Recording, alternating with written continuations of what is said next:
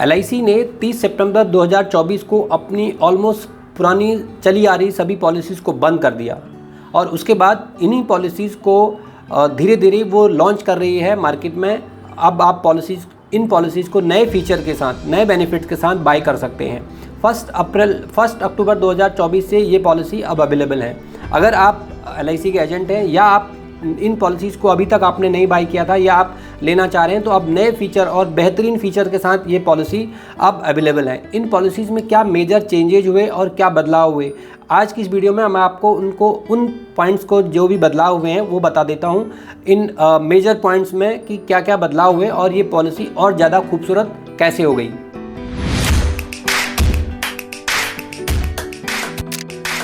Hello, हाय, नमस्कार। मेरा नाम राजेंद्र पांडे है। हम अपने चैनल GRP इंश्योर इन्वेस्ट से देते हैं आपको इंश्योरेंस, इन्वेस्टमेंट और इनकम टैक्स से रिलेटेड इन्फॉर्मेशन। आज की इस वीडियो में जो LIC की पॉलिसीज़ में जो चेंजेज आए हैं वो उसको डिस्कस करते हैं और मैं ये बताता हूँ कि जो अभी तक जो भी पॉलिसीज़ लॉन्च कर दी हैं LIC ने, ऑलमोस्ट 19 पॉलिसी है LIC ने वापस रीलॉन्च कर दी है 30 सितंबर को बंद करने के बाद 1 अक्टूबर 2024 से। अब ये पॉलिसीज़ मार्केट में बाई करने के लिए अवेलेबल हैं, आप इनको बाई कर सकते हैं। अगर आप LIC के एजेंट हैं तो भी अब आप अपने कस्टमर्स को इन पॉलिसीज़ को प्रोवाइड करा सकते हैं और बेहतर फीचर इन पॉलिसीज़ में ऐड कर दिए हैं। वो क्या ऐसे बेहतर पॉइंट हैं जिनको हर कस्टमर को जानना ज़रूरी है, और अगर आप LIC के एजेंट हैं तो आपके कस्टमर को भी ये इन्फॉर्मेशन उन तक पहुँचनी चाहिए। तो आज की इस वीडियो में मैं डिस्कस करूँगा, बता दूँगा आपको वो मेजर पॉइंट कि उन पॉलिसीज़ में क्या बदलाव आए, क्योंकि सभी पॉलिसीज़ में ये बदलाव अप्लीकेबल हो जाएंगे ऑलमोस्ट, और क्योंकि एक एक पॉलिसी को हम फिर लेटर ऑन डिस्कस कर सकते हैं, बट आपको ये जानना ज़रूरी है कि क्या बदलाव इन पॉलिसीज़ में हुए हैं।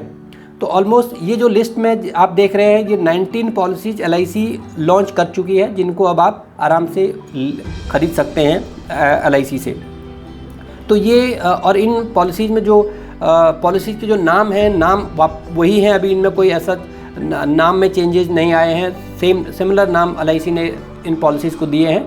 बस जो पॉलिसीज़, हर एक पॉलिसी का एक स्पेसिफिक नंबर होता है, एक टेबल नंबर होता है, तो वो नंबरों में बदलाव आ गया है, वो नंबर अब चेंज हो गए।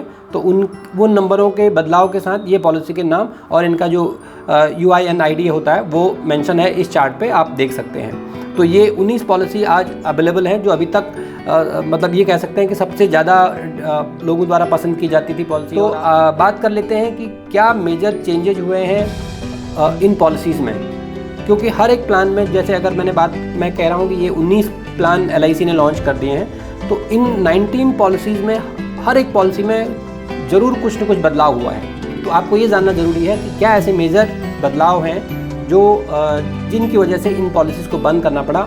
तो ये जो इन 19 पॉलिसीज़ को अगर रिव्यू को मैंने स्टडी किया, देखा, तो इनमें मेजरली जो चेंजेज हुए हैं वो मैं आपको लिस्ट डाउन कर देता हूँ कि क्या पॉलिसीज़ हैं। ये ऑलमोस्ट 14 ऐसे पॉइंट्स हैं जिनमें चेंजेज हुए हैं। तो जो पहला बदलाव है वो है कि जो सम एश्योर्ड का इन पॉलिसीज़ में चेंजेज हुआ है। जो जैसे कुछ पॉलिसीज़ का जो मिनिमम सम एश्योर्ड था, मान लिया वो 1 लाख रुपये था, तो उसको अब बढ़ा दिया है। बहुत सारी पॉलिसीज़ में ये जो मिनिमम सम एश्योर्ड है उसको बढ़ा के 1 लाख से 2 लाख कर दिया है। और साथ में जो बदलाव हुआ है वो हुआ है मिनिमम एज ऑफ एंट्री का भी बदलाव। कुछ पॉलिसीज़ ऐसी हैं जिसमें मिनिमम एज का जो एंट्री का लेवल था उसको थोड़ा घटा दिया है। तो अब आप जो पॉलिसी में जो एंट्री का जो एज है वो भी, उसमें भी बदलाव आ गया है। और कुछ एक पॉलिसीज़ में मैक्सिमम एज की जो एज ऑफ एंट्री थी उसको भी बढ़ा दिया है। इन चेंजेज की वजह से प्रीमियम में भी चेंजेज आए हैं। तो ऑलमोस्ट सभी पॉलिसीज़ में आप देखेंगे कि प्रीमियम का में कुछ न कुछ रिवीजन हो गया है। साथ में जो सबसे इम्पोर्टेंट और जो मेजर फैक्टर है वो ये है कि कस्टमर के पॉइंट ऑफ व्यू से भी आप कह सकते हैं कि जो इनमें जो बदलाव आया है वो आया है, जो पॉलिसी सरेंडर करने का जो ड्यूरेशन है, सरेंडर वैल्यू है, उसको कम कर दिया गया है और सरेंडर वैल्यू को बढ़ा दिया गया है। बट अब जो बदलाव आया है वो बदलाव आया है कि अब कस्टमर अपनी पॉलिसीज़ को 1 साल के बाद भी सरेंडर कर सकता है और उसको सरेंडर वैल्यू भी ज़्यादा मिलेगी एज़ कम्पेयर टू जो 2 साल में सरेंडर करने के बाद जो वैल्यू मिल रही थी, उससे भी ज़्यादा वैल्यू अब 1 साल पॉलिसी सरेंडर करने के बाद मिल जाएगी। और सेम कंडीशन अप्लीकेबल होगी लोन के लिए भी। अगर 1 साल के बाद भी अब आप जिन पॉलिसी में लोन अवेलेबल है या सरेंडर की फैसिलिटी अवेलेबल है, उनको आप 1 साल के बाद सरेंडर कर सकते हैं या पॉलिसी में 1 साल के बाद लोन भी ले सकते हैं।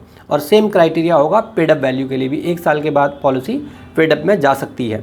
साथ में एक नई चीज़ ऐड हुई है, वो ये है कि अगर कोई पॉलिसी पेड अप में है तो उन जो पेड अप पॉलिसीज़ है जो उसका अगर इन केस उसमें कोई डेथ का केसेस आ जाता है या डेथ क्लेम आ जाता है तो उन डेथ क्लेम में जो नॉमिनी को जो पैसा मिलेगा वो 105% जितना उनने प्रीमियम दिया है उसका 105% से कम नहीं हो सकता है।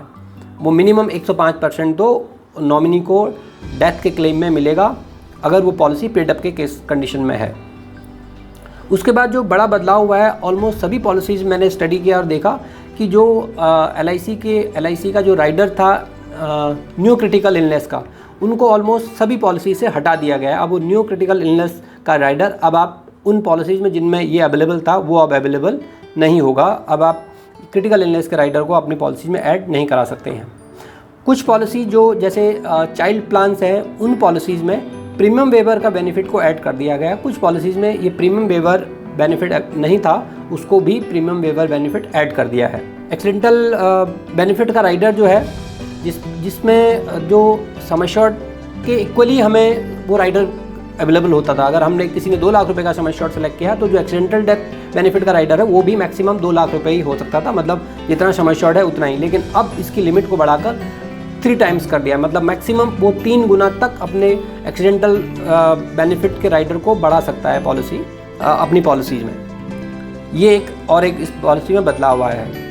और अगर हम बात करें कि जो ये जो राइडर हैं, जैसे एक्सीडेंटल डेथ एंड डिसेबिलिटी का जो राइडर है, ये राइडर अभी भी पॉलिसीज़ में अवेलेबल है। आप इसको इसमें पॉलिसी के साथ ऐड कर सकते हैं। लेकिन इसमें एक और बदलाव ये हुआ है कि ये जो राइडर है एक्सीडेंटल डेथ और डिसेबिलिटी का राइडर, अब इसको LIC ने इसको लाइफ इंश्योरेंस राइडर माना है।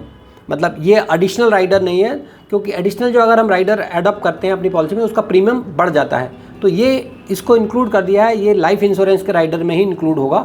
तो इसकी वजह से इसका प्रीमियम थोड़ा कम हो जाएगा। और ये इसकी लिमिट है, अगर हम सारे राइडरों को ऐड करते हैं तो जो मैक्सिमम अगर राइडर का जो बेस प्रीमियम पॉलिसी में जो बेस सम एश्योर्ड का जो प्रीमियम आ रहा है उसका जो राइडरों का टोटल प्रीमियम 30% से ज़्यादा नहीं हो सकता है, जो इससे पहले जिसकी लिमिट 100% तक थी। और अगला पॉइंट, अगर 12वें पॉइंट की हम बात करें तो जो एक और कस्टमर के पॉइंट ऑफ व्यू से जो अच्छी चीज़ और एक ऐड हुई है वो ये हुई है कि जो फ्री लुक टाइम है उसको LIC ने बढ़ाकर 15 दिन से 30 दिन कर दिया है। फ्री लुक पीरियड वो होता है कि जिस ड्यूरेशन में पॉलिसी होल्डर अगर पॉलिसी के टर्म्स एंड कंडीशन से के साथ एग्री नहीं करता है और उसको वो डिनाई कर देता है, तो उसके पास ऑप्शन है कि वो अपनी पॉलिसी को सरेंडर कर सकता है या वो LIC को वापस दे सकता है, जिसको हम कहते हैं कि वो उस टाइम पर वो फ्री लुक पीरियड है। मतलब LIC ने वो टाइम दिया है कि आप अपनी पॉलिसी की जो भी कंडीशंस हैं उनको आप देख सकते हो, समझ सकते हो। अगर उसके बाद आपको लगता है कि ये शायद ये पॉलिसी आपने गलत पॉलिसी का सिलेक्शन कर दिया या आपको ये पॉलिसी ठीक नहीं लग रही है, तो आप फ्री लुक पीरियड के दौरान अपनी पॉलिसी को वापस कर सकते हैं, जिसमें आपको आपका प्रीमियम वापस आ जाएगा। इसमें कोई नुकसान आपको नहीं होगा। तो ये इसकी जो कंडीशन होती है वो ये होती है कि अगर जब दिन आपको पॉलिसी मिल गई है, आपके पास पॉलिसी बॉन्ड आ गया है, चाहे वो इलेक्ट्रॉनिक फॉर्म में आया है या फिजिकल फॉर्म में आया है, उसके 15 दिन के अंदर आपको ये अपना LIC को ये रिक्वेस्ट डालनी होती है कि मैं इस पॉलिसी के साथ आगे कैरी ऑन नहीं करना चाहता। तो इस जो 15 दिन के ड्यूरेशन को बढ़ाकर LIC ने 30 दिन कर दिया। कमीशन के स्ट्रक्चर है उसमें भी चेंजेज हुए हैं। और अगर चाहे वो LIC के एजेंट हों या कोई और दूसरे चैनल्स के मोड से भी LIC अपनी पॉलिसी को सेल करती है, तो सारे चैनल्स के थ्रू अपनी पॉलिसी सेल हो रही है, तो उसमें जो भी कमीशन दिया जाता था उसके स्ट्रक्चर में भी बदलाव आ गया है। वो कमीशन भी अब कम हो गया है। और साथ में वो जो ऐड है वो ये है कि आपको जो कस्टमर की जो इन्फॉर्मेशन शीट है और एक नीड एनालिसिस का जो डॉक्यूमेंट है वो सूटेबिलिटी फॉर्म के साथ में, वो जब भी वो पॉलिसी डिलीवर करेंगे उसके साथ में वो देना ज़रूरी होगा। एक उसका जो डेटा शीट है, जो भी उसने अपनी डिटेल शेयर करी है और जो उसका नीड एनालिसिस हुआ है, वो सब उस पॉलिसी डॉक्यूमेंट के साथ भी देना LIC के लिए मैंडेटरी हो गया, ताकि कस्टमर के पास वो उसका एज ए रिकॉर्ड रहेगा। तो ये कुछ मेजर बदलाव पॉलिसीज़ में हुए हैं सारे कस्टमरों के बेनिफिट को देखते हुए। तो ये जो सारी बेनिफिट हैं ये 1 अक्टूबर 2024 से एप्लीकेबल हो जाएंगे और आप इन्हीं बेनिफिट के साथ अब सारी और LIC की बेहतरीन पॉलिसी का लाभ ले सकते हैं। तो ये थी इन्फॉर्मेशन आज की इस वीडियो में। इस तरीके की इन्फॉर्मेशन आपको अच्छी लग रही है तो आप हमें हमारे चैनल पे हमें कमेंट्स करें और अपना फीडबैक शेयर करें।